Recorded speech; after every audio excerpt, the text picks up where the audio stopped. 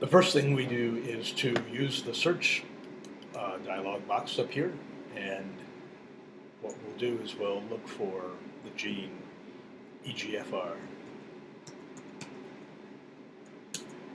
And we can see that it's highlighted here. Um, sort of a basic thing to do is to say, well, what chromosome is it on? And we have here a list of all of these Cytoscape network operations. That is, operations that um, relate one node to another. We can find out different things about the role that this gene, the highlighted with the golden border there, what role it plays in the cancers of all of the patients that we have. So what we'll do is we'll choose here show edges, which are the lines that you soon see that connect one node to the other. Those are called edges.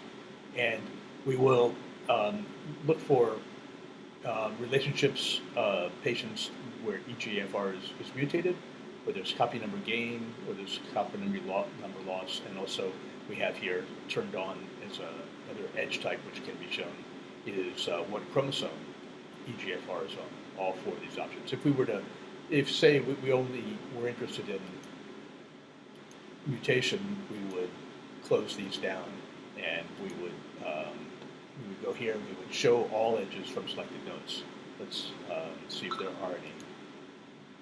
There are. So we have patients of all four of our basic types, though there's some controversy about how significant this typology is, this classification is.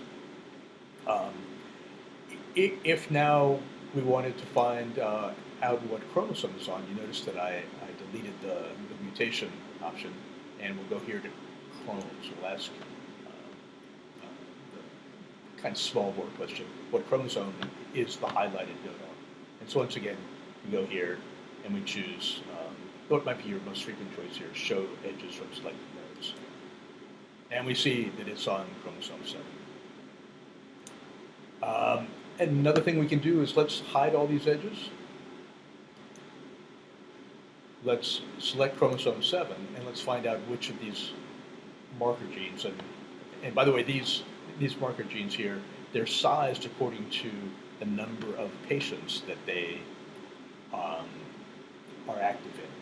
So, for instance, we choose a small node here, and turn on all possible relationships here, and ask what it's connected to. We see that it's this gene which, if we let our mouse linger over it, oh, you see that's MYC, often involved in cancers, but apparently not very significant in these glioblastoma TCGA tumors. We see that it's on chromosome 8, and we see that its relationship to 3 of these proneural GSIM patients. I'm letting my mouse linger over this edge here, and you can see up here in the top corner that this is MYC has copy number gain in this patient, that ID, and then if we move the mouse, we can see that it's the names of the other two.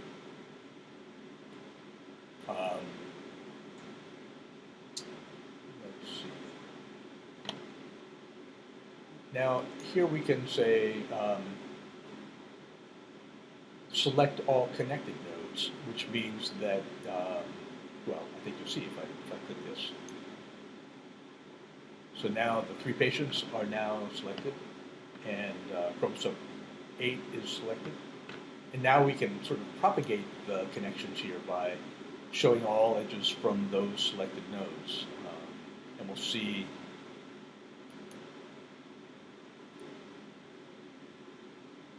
that these 3 patients, which had MYC copy number gain, also have copy number gain of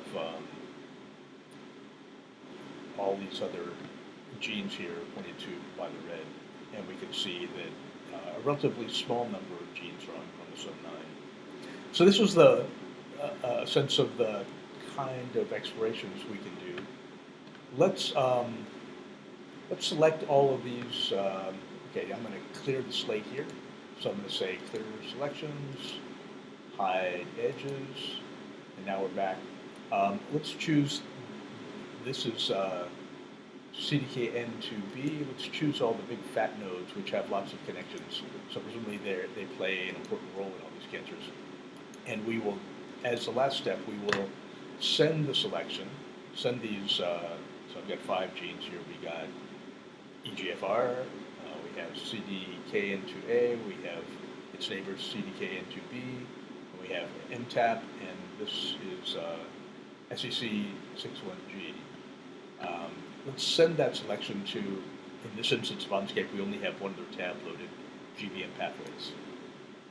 And we can see here, this is a mechanistic map that is necessarily incomplete, but what we've done is we get this context, a mechanistic map of the activity or the role that these genes might play. That all comes from the sentence selection.